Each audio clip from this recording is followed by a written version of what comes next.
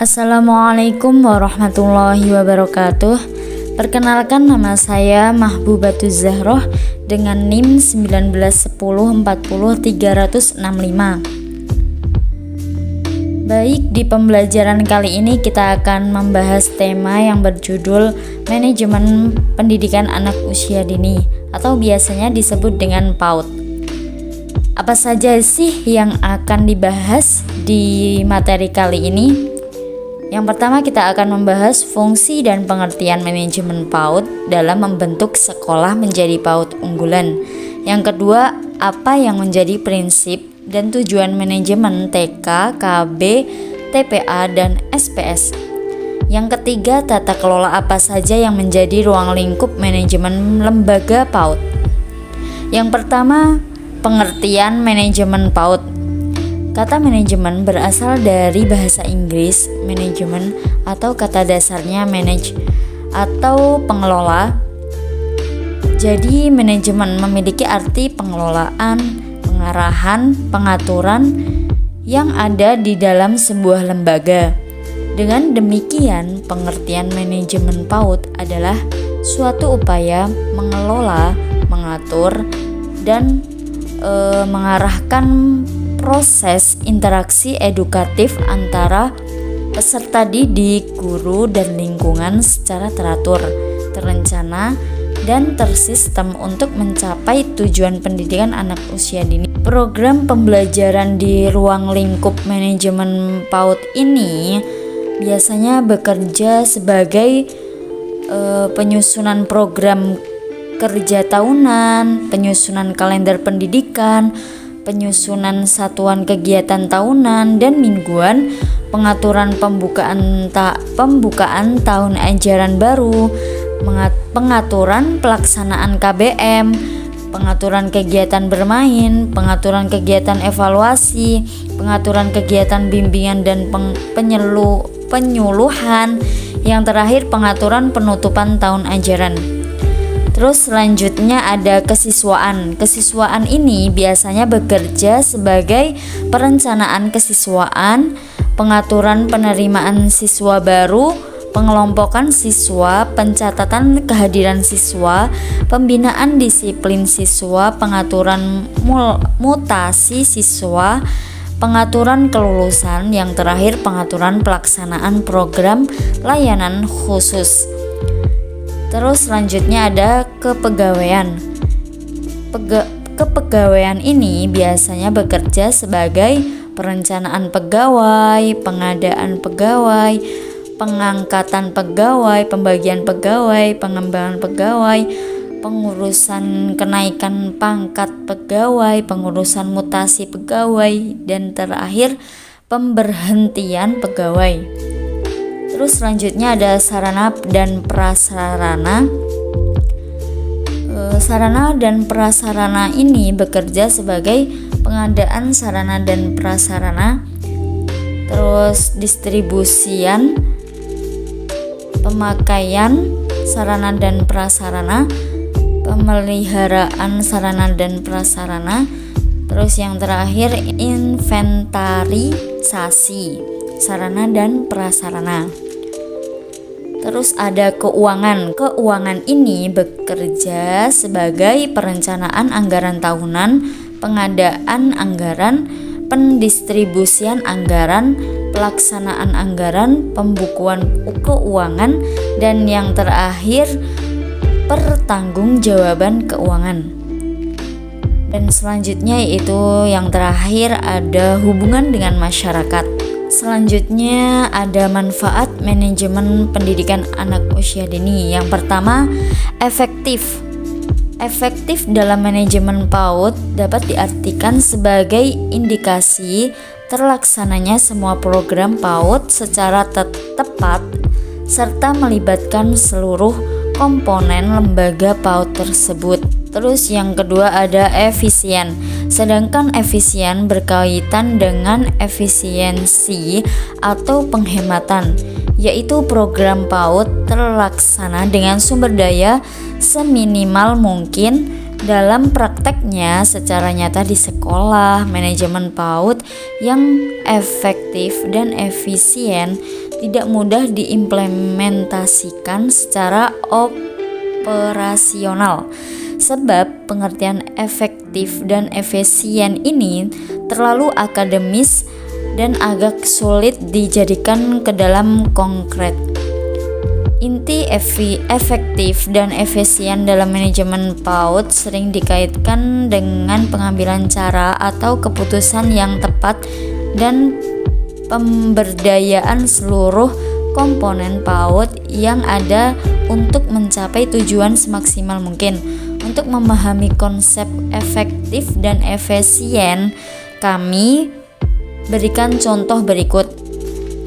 Dalam program penyediaan alat permainan edukatif, sekolah tidak perlu membeli APE yang beredar di pasaran, baik yang murah atau mahal, karena manajemen sekolah dapat melibatkan guru dan peserta didik termasuk orang tua anak untuk bisa dilibatkan membuat alat permainan sendiri dengan menggunakan bahan yang ada di sekitar lingkungan, misalnya kardus bekas, tangkai buah, kertas, daun kering, dan lain-lain, yang tentunya APE buatan sendiri lebih murah jika dibandingkan dengan APE dari hasil membeli.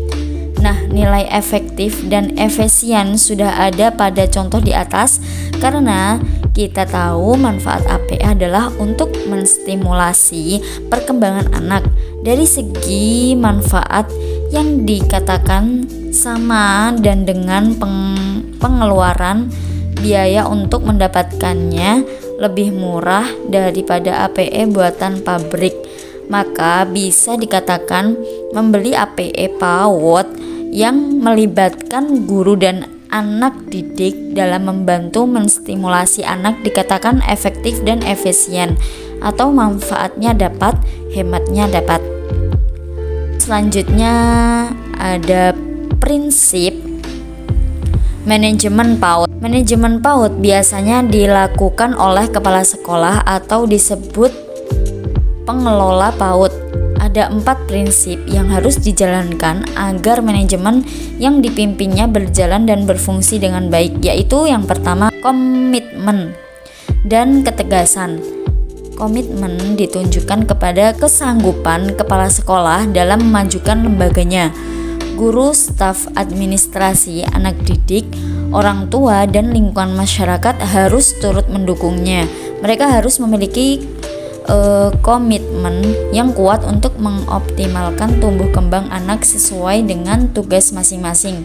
Seorang kepala sekolah sebagai pemimpin PAUD juga harus memiliki ketegasan terhadap semua komponen manajemen yang dikelolanya. Yang kedua ada profesionalisme. Profesionalisme ini berkaitan dengan kedisiplinan menjalankan lembaga sesuai dengan standar prosedur yang berlaku. Lembaga PAUD yang dikelola dengan profesional akan lebih unggul dan tampak lebih rapi. Disiplin, teratur, dan jelas dalam melaksanakan program. Terus selanjutnya komunikasi dan koordinasi. Dalam sebuah lembaga PAUD pasti melibatkan banyak komponen sumber daya manusia. Tugas pengelolaan PAUD atau kepala sekolah adalah mengkomunikasikan dan mengkoordinasikan program yang sedang berjalan sehingga program terlaksana sesuai harapan dengan hasil yang efektif dan efisien. Tanpa komunikasi dan koordinasi manajemen, sebaik apapun tidak akan berhasil menjalankan roda kelembagaan PAUD karena akan memunculkan sikap lempar tanggung jawab, menghindari beban pekerjaan antara personal. Dan yang terakhir yaitu ada kompetisi. Seorang kepala sekolah yang baik harus membebaskan guru-guru dalam mendidik anak-anak tanpa campur tangan yang dapat mengganggu seorang guru dalam menjalankan tugasnya.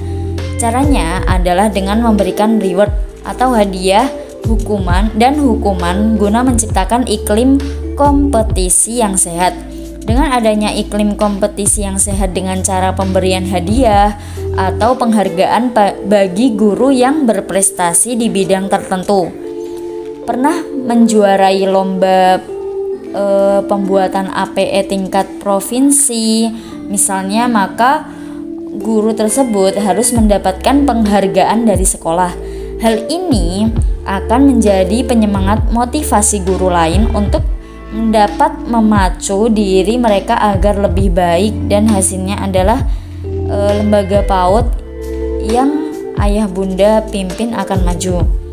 Lalu dengan adanya manajemen PAUD akan mempermudah bagi pengelola atau kepala PAUD untuk melakukan perencanaan, pengorganisasian, pengendalian, dan pengawasan.